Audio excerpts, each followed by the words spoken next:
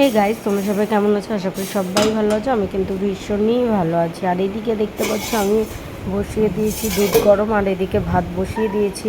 আর এদিকে চিংড়ি মাছটা ছাড়িয়ে মানে নুন হলুদ দিয়ে মাখাবো, ধুয়ে টুয়ে রেখেছি। এবার এদিকে দেখতে পাচ্ছ বাসন টাসন ছড়ানো, এগুলোকে গুছিয়ে তারপরে রান্নাটাকে করব।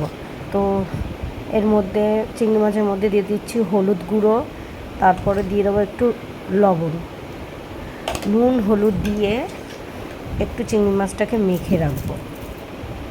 আর এদিকে চিংড়ি মাছটা দেখো ছাড়াতে গিয়ে মাথা টাথা হয়ে গেছে, মানে আমি ঠিক করে ছাড়াতে পারি না তো, বা মানে মাথাটা পুরো হয়েছে। ওই দেখো, দেখতে পাচ্ছ?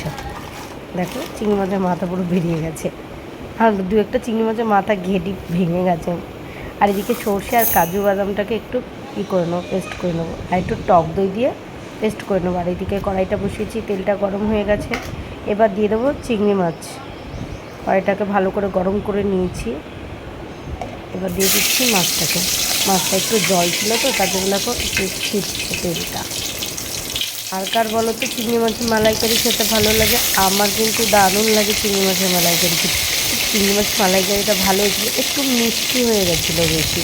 মানে চিংড়ি মাছে কিন্তু মালাইকারিতে লঙ্কা দেয় না, বাট আমি দুটো ভুলে লঙ্কা দিয়ে দিয়েছি।